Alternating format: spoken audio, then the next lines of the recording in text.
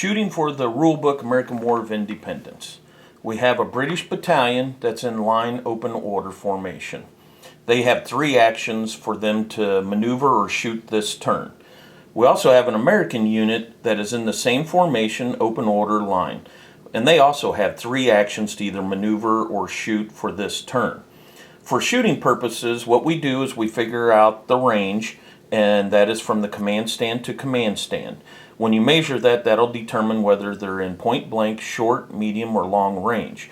Determining what range they are determines what their base to hit is. Once you have their base to hit, you add in any modifiers that apply for the shooter, any modifiers that apply for the target, and then you roll 1d10 for every 2 figs, excluding the command stand. So for this battalion, they'd be able to roll 8d10 dice while shooting at them if they fire all of their weapons.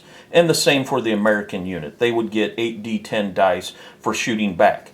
Now for these rules, if you roll a 10 or a 0, it's just counted as a misfire, as not a hit. So the highest you can roll is a 9. If it's above that, then the target is not able to be shot at.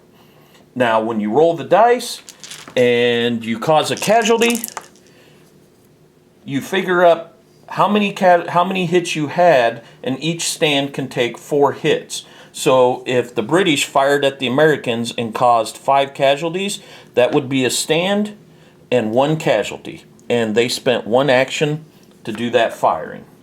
Now if the Americans want to return fire, you mark that the British have fired to show that they are not loaded.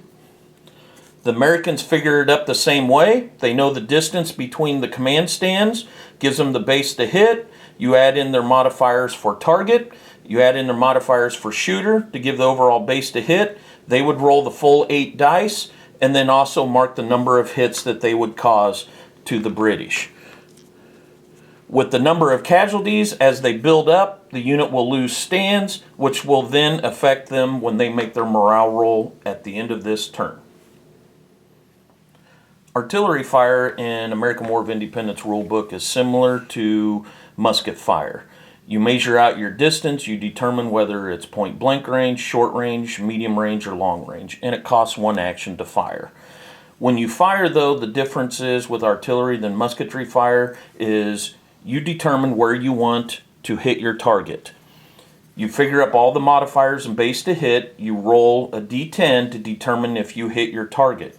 If you hit your target, you cause casualties, and also there's a potential that the cannonball will pass through and bounce twice more and strike other units behind it. What you do then is you add in those modifiers in with the dice roll and determine if you cause casualties to any units that fall within that bounce through range.